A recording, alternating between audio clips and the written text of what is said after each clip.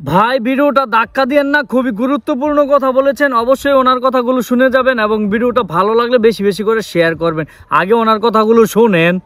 আমরা কথা বলেছি যে ঘটনা থেকে প্রমাণিত হয় যে সমস্ত অপশক্তি এই দেশে নির্বাচনকে বানচাল করার জন্য, নির্বাচনটাকে যাতে না হয় তার সেই চেষ্টা করার জন্য যারা কাজ করছে তাদেরই একটা চক্রান্ত বলে আমরা মনে করি। সেভাবে আমরা স্টেটমেন্টও দিয়েছি।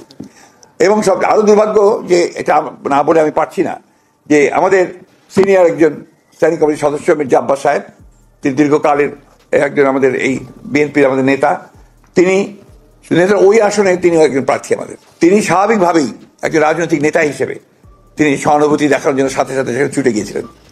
কিন্তু দুর্ভাগ্যক্রমে সেই দলের কিছু ব্যক্তি, কিছু সমর্থক, আরও কিছু আপনার চক্রান্তকারী তারা সেখানে সমবেত হয়ে উত্তেজনামূলক স্লোগান দেয় এবং এক পর্যায়ে তারা একটা মব সৃষ্টি করার চেষ্টা করে, যেটাকে আমরা তীব্র নিন্দা জানাচ্ছি এবং হুঁশিয়ার করে দিতে চাই আমরা সকল পক্ষকে। এই ধরনের আচরণ করতে গেলে বিএনপি বসে থাকবে না, বিএনপি তার জবাব সাথে সাথে দেবে। আমরা খুব পরিষ্কার করে বলতে চাই যে আমরা কোনো রকমের কোনো গোলযোগ চাই না, কোনো সন্ত্রাস চাই না, কিন্তু বিএনপির উপরে কোনো আঘাত আসলে বিএনপি কখনোই কিন্তু সেটাকে আপনার সহজভাবে নেবে না এবং তার কিভাবে জবাব দিতে হয় বিএনপি সেটা জানে।